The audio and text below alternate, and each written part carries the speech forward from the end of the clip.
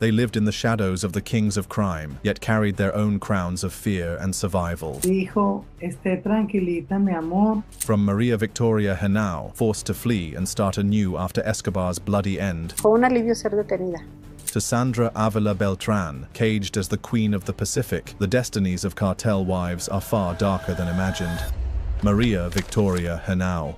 Let's begin with perhaps the most famous cartel wife in history, Maria Victoria Henao, the woman who stood by Pablo Escobar's side for 17 tumultuous years. Born in 1961 in the picturesque city of Palmira, Valle del Cauca, Colombia, to parents Carlos Henao Vallejo and Leonor Zuleta, the fateful introduction of her life came through her brother Carlos, who had found employment working for a young, ambitious man named Pablo Escobar. At just 15 years old, Maria Victoria found herself face to face with the man who would become not only her husband, but also the architect of Colombia's most violent chapter. Their 1976 wedding was an extraordinary affair. She, barely out of childhood at 15, he already a seasoned 27-year-old with grand ambitions that would soon reshape the global cocaine trade. Their union produced 2 children who would become central figures in this tragic story. Juan Pablo, born in 1977, and who would later change his name to Sebastián Marroquín in a desperate attempt to escape his father's shadow, and Manuela, born in 1984 during the height of her father's power and influence. During their marriage, Henao claimed to have limited knowledge of her husband's crimes, though she later admitted in her 2019 memoir, Mrs. Escobar, My Life with Pablo, to being aware of his numerous infidelities. This memoir would later become a crucial window into the private life of the world's most wanted man, revealing intimate details about their relationship that painted Pablo not just as a ruthless criminal, but as a complex husband and father. The final chapter of their marriage reads like a Greek tragedy. The last conversation between Maria Victoria and Pablo has been preserved in her own words, a haunting testimony to the end of an era. La última vez que Pablo me llamó, me repitió una frase que me repetía constantemente. Me dijo, esté tranquilita, mi amor, que ya pasamos de la parte más difícil. Ahora todas las cosas se van a solucionar. Así que bueno, yo corté con él, le dije que por favor se cuidara, que estaba muy preocupada, que tenía mucho miedo de que algo le podía pasar y me dijo que me quedara tranquila. A los 5 minutos recibí el llamado de su muerte. The aftermath of Pablo's death in that fateful 1993 shootout transformed Maria Victoria from a protected cartel wife into a hunted woman. She fled Colombia with her children due to immediate threats from both rivals and authorities, beginning an odyssey that would take them across multiple countries in search of safety. The family sought asylum in several nations before finally finding refuge in Argentina in 1994, where they assumed new identities, Maria Victoria becoming Maria Isabel Santos Caballero in a desperate attempt to erase their past. But even in Argentina, their troubles were far from over. In 1999, she was arrested on money laundering charges tied to Escobar's estate, spending years fighting legal battles before being released in 2005 due to lack of sufficient evidence. As of 2025, Maria Victoria continues to reside in Buenos Aires, Argentina, with her son and daughter, maintaining an extremely low profile, while occasionally speaking out through her published memoir. Next, we have the beauty queen, who became El Chapo's American dream. Emma Coronel Iceboro. Born on July 2, 1989, in San Francisco, California, though raised in the mountains of Durango, Mexico, Emma possessed the unique distinction of being a dual US-Mexican citizen, a fact that would prove both advantageous and catastrophic in the years to come. Emma's entry into the dangerous world of the Sinaloa cartel began not through criminal ambition, but through beauty and circumstance. As a teenager, she won the Coffee and Guava Festival pageant in 2007, a local competition that would change the trajectory of her entire life. It was through her father, Inés Coronel Barreras, who operated as a Sinaloa cartel operative, that she first encountered the man who would become both her husband and her path to infamy. The meeting between 17-year-old Emma and the notorious Joaquin El Chapo Guzman was orchestrated by fate and family connections. Their wedding took place on her 18th birthday in 2007, celebrated with a lavish ceremony that announced to the world the union between Mexico's most wanted criminal and an American citizen barely out of high school. Their marriage produced twin daughters, daughters, Emali and Maria Joaquina, born in 2011 in Los Angeles, a strategic choice that would grant the children American citizenship, as Emma herself later explained. The reasoning behind this decision reveals the calculated nature of even the most personal family choices in the cartel world. Deciden tenerlas a ellas en California. Como yo nací allá, se supuso que era buena idea que también fueran ciudadanas americanas. For years, Emma lived what appeared to be a glamorous life, dividing her time between New York and Mexico, attending high-profile events, and maintaining the image of a young socialite. However, beneath this carefully constructed facade lay a far more sinister reality. Emma was deeply involved in her husband's operations, including helping orchestrate his dramatic 2015 prison escape via tunnel, a Hollywood-worthy caper that briefly made El Chapo a folk hero in certain circles. On February 22, 2021, she was arrested at Dulles International Airport on charges that included conspiracy to distribute drugs, money laundering, and engaging in transactions with a foreign narcotics trafficker. In June 2021, Emma shocked the legal world by pleading guilty to the charges against walking into a U.S. airport as El Chapo's wife. That's either fearless or reckless. What do you think? Gutsy loyalty or a huge miscalculation?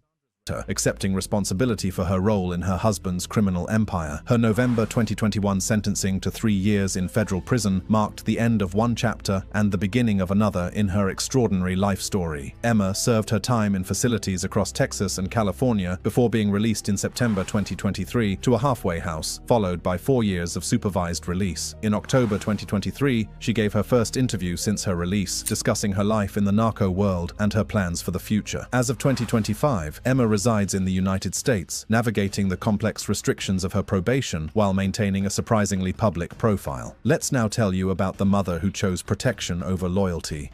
Griselda Lopez Perez. Among the many women who entered Joaquin El Chapo Guzman's life, Griselda Lopez Perez occupies a particularly significant position as his second wife and the mother of several of his children. Born in Mexico in the mid-1960s, Griselda's life became inextricably linked with one of the most powerful criminal organizations in the world when she married Guzman in the mid-1980s, following his first marriage to Alejandrina Maria Salazar Hernandez. Griselda's importance in the Guzman family saga cannot be overstated, as she is the mother of at least 4 of his children, including some who would later become key figures in the Sinaloa cartel. Themselves, Ovidio Guzman Lopez, Iván Archibaldo Guzman Salazar, Jesús Alfredo Guzman Salazar, and Griselda Guadalupe Guzman Lopez. These children would grow up to inherit not just their father's criminal legacy, but also the dangerous burden of being his heirs in a world where succession often comes at the cost of blood. Throughout Guzman's rise to power within the Sinaloa cartel, Griselda maintained what could be described as a deliberately low profile, understanding perhaps better than most the deadly consequences of attracting too much attention in their world. However, her connection to the cartel's operations was undeniable, and in 2012, she was sanctioned by the US Treasury for providing material support to her ex-husband's drug trafficking activities, a designation that formally acknowledged her role in the criminal enterprise. The years following Guzman's life sentence in the United States in 2019 brought unprecedented danger to his extended family, as rival factions within the cartel began to assert their power and territorial disputes intensified. Griselda and her family found themselves facing increasing threats. The dramatic climax of Griselda's story unfolded in May 2025, when she made a decision that sent shockwaves throughout the cartel world. On May 9, 2025, Lopez Perez, along with her daughter and over 15 relatives, including grandchildren, crossed the U.S. southern border at Tijuana, San Diego, as part of a secret plea deal with U.S. authorities. A secret plea deal with 15 relatives? That's not just survival, it's a chess move. Deals like this can topple cartels from the inside. Smart strategy or betrayal?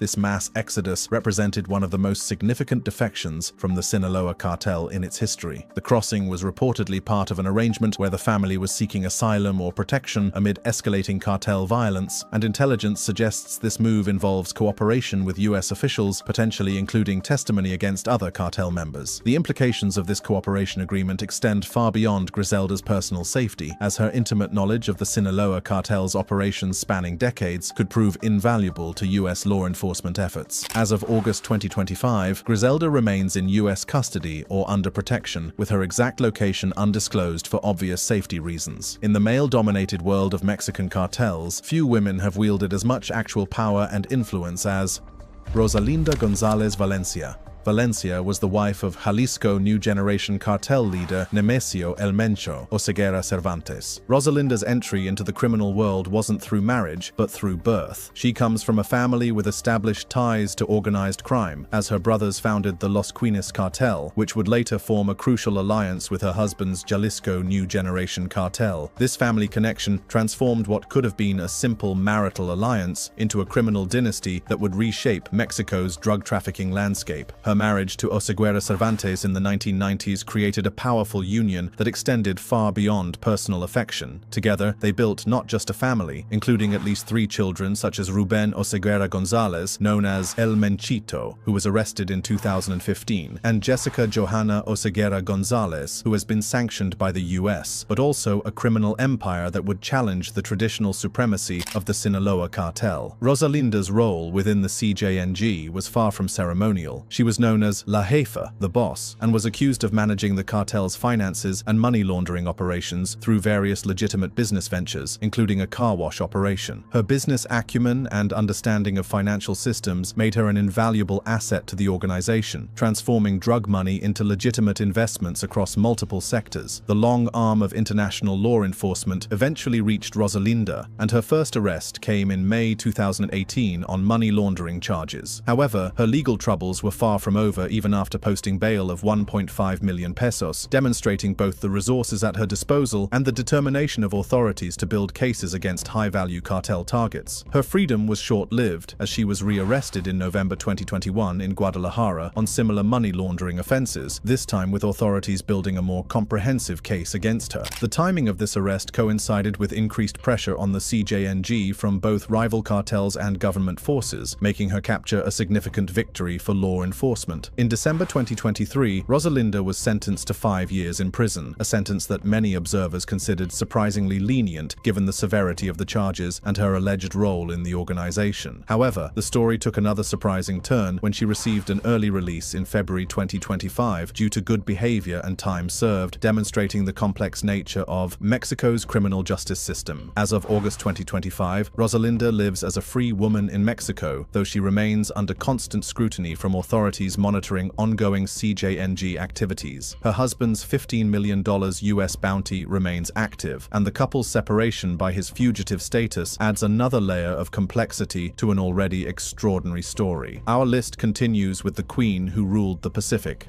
Sandra Avila Beltran.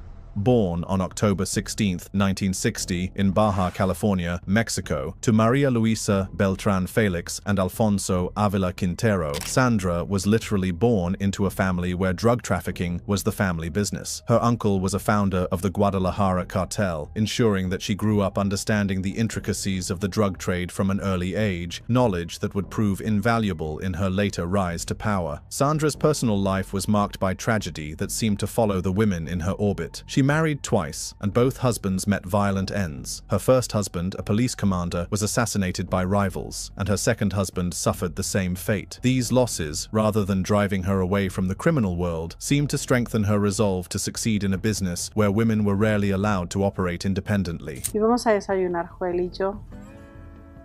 De un momento se atravesó un carro, nos cerró el paso y se bajaron 2 personas armadas. Se nos pusieron de frente y inició el tiroteo. La persona que me iba siguiendo armada trató de salir corriendo para que no lo tuvieran y lo detienen cuando él trata de salir. Es como yo me salvo. Y alcancé a ver a Joel tirado en la calle, muerto. From cartel queen to TikTok influencer, Sandra's life feels like Netflix fiction. But here's the real question. Can these women truly reinvent themselves, or are they forever chained to their past? Sandra's nickname, Queen of the Pacific, wasn't merely ceremonial. It reflected her genuine control over these crucial smuggling corridors, making her one of the most powerful figures in international drug trafficking during her prime. Sandra's reign came to an abrupt end in September 2007, when she was arrested in Mexico City on drug trafficking charges. Her arrest was the culmination of years of investigation by both Mexican and American law enforcement agencies, who had finally gathered enough evidence to move against one of the most elusive figures in the drug trade. The international nature of her operations meant that her legal troubles extended far beyond Mexican borders. In 2012, she was extradited to the United States, where she faced additional charges related to her role in facilitating international drug trafficking. Sandra's return to Mexico in 2013 didn't mark the end of her legal troubles, as she faced additional charges from Mexican authorities. However, in a surprising turn of events that demonstrated the complexity of building cases against high-level cartel figures, she was acquitted of these charges and finally released in February 2015. Her post-prison life has been marked by a surprising embrace of celebrity status. In 2022, she made headlines by suing Netflix over her portrayal in The Queen of the South series, demonstrating her continued desire to control her public narrative. She has given interviews about her life in the cartel world, providing rare insights into the inner workings of international drug trafficking from someone who operated at the highest levels. Perhaps most remarkably, Sandra has embraced social media in her post-criminal career, becoming a TikTok influencer where she shares fashion tips and personal stories, a surreal development that highlights the strange intersection of social media celebrity culture and criminal notoriety in the modern age. As of 2025, Sandra lives freely in Mexico, maintaining her public presence while consistently denying ongoing ties to cartel activities. The next boss lady on our list is Maria Elvira Murillo. The story of Maria Elvira Murillo de Felix represents a different archetype among cartel wives, that of the accomplished businesswoman who maintained her independence even while married to one of Mexico's most powerful drug traffickers. Her marriage to Miguel Angel Felix Gallardo, co-founder of the Guadalajara cartel, was as much a business partnership as it was a romantic union. Maria Elvira became Felix Gallardo's second wife in 1971, following the tragic death of his first wife to leukemia. Their wedding was a grand affair that signaled the union's importance beyond personal affection. It was attended by influential political figures, including Senator Leopoldo Sanchez Celis, who served as godfather to the couple, demonstrating the level of political connection that Felix Gallardo had cultivated. What distinguished Maria Elvira from many other cartel wives was her active involvement in legitimate business ventures. She was a stakeholder in Delia Real Estate alongside her husband, using her business acumen to help manage the couple's extensive portfolio of legitimate investments. These business interests served dual purposes. They provided cover for money laundering operations while also building genuine wealth through legal means. The couple had children together, though the exact number has been kept private for security reasons. However, it's known that they had at least 2 children who would later play important roles in defending their father's legacy and advocating for his treatment in prison. The marriage between Maria Elvira and Felix Gallardo ended in divorce amid his deepening involvement in cartel activities during the 1980s. Despite their divorce, Maria Elvira demonstrated remarkable loyalty to her ex-husband when it mattered most. In 2011, she and their children publicly protested Felix Gallardo's harsh prison conditions through a letter that highlighted the family's continued connection despite their legal separation. This public advocacy demonstrated both family loyalty and Maria Elvira's understanding of how to use public pressure to address legal issues. She has maintained a reputation as a legitimate businesswoman who happened to be married to a criminal rather than as an active participant in illegal activities. Maria Elvira has been portrayed in popular media, including the Netflix series Narcos Mexico, where she is depicted as a supportive yet independent figure who understood the dangers of her husband's world while maintaining her own identity. Now let's tell you about a unique love story of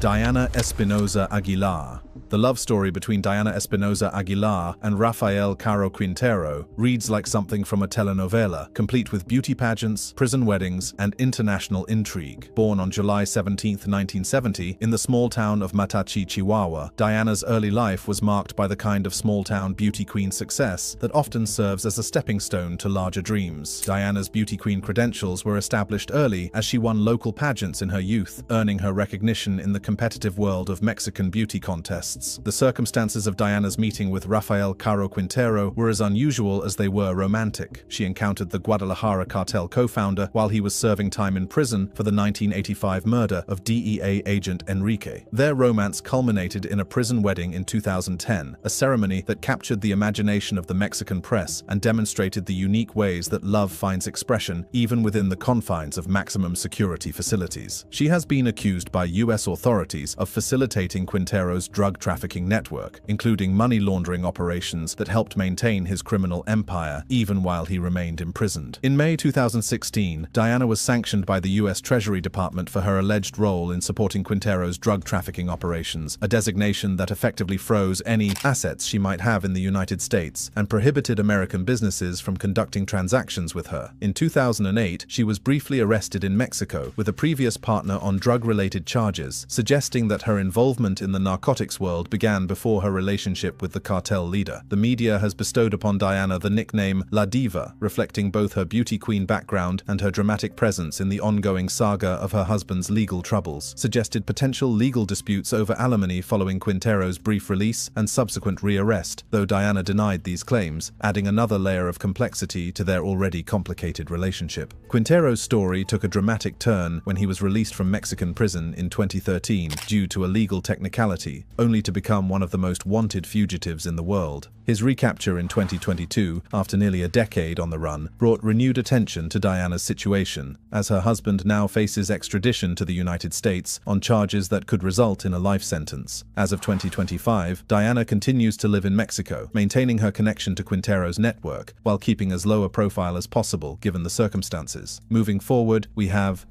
Rosario Niebla Cardoza. In the hierarchy of cartel wives, Rosario Niebla Cardoza occupies a position of particular significance as the wife of Ismael El Mayo Zambada Garcia, one of the longest-serving and most successful leaders in the history of the Sinaloa cartel. Rosario married Zambada in the 1970s, during the early days of what would become the Sinaloa cartel's rise to dominance. The couple's 8 children represent a fascinating study in how cartel families manage succession and organizational continuity. They had 4 sons and 4 daughters: Maria Teresa, Miriam Patricia, Monica del Rosario, and Modesta, along with sons including Vicente Zambada Niebla, who would later become a key figure in the cartel's operations. Each child's role within the family business was carefully orchestrated to maximize the organization's strength while minimizing individual exposure to law enforcement. Vicente Zambada Niebla's story particularly illustrates the complex dynamics within the Zambada family. He was extradited to the United States in 2010 and ultimately released